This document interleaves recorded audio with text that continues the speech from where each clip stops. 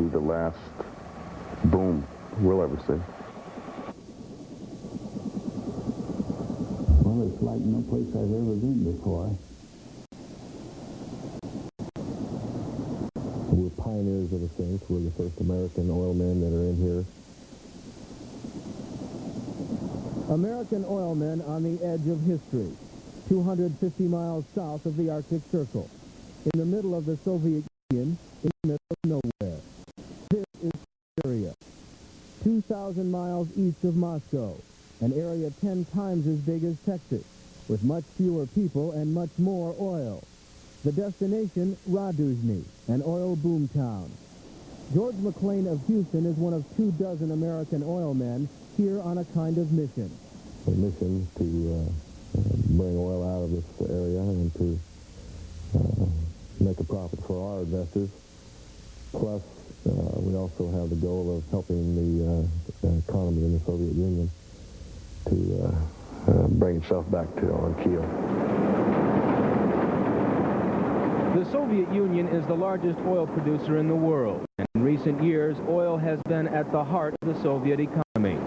The nation depends on its oil exports to earn the hard foreign currency it needs to modernize itself. Siberia produces more than half of the Soviet Union's oil, but the industry is in steep decline.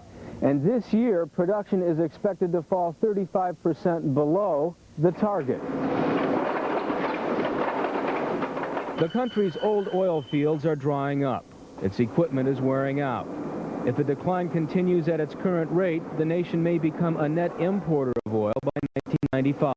So what you've lost in just a 3-year period is 2 million barrels of oil per day. It's like a Kuwait has been wiped off the map. And then, of course, Kuwait has been wiped off the map in terms of producing proppant. Now the Soviets are opening up their oil patch to foreign companies, and American firms have the lead.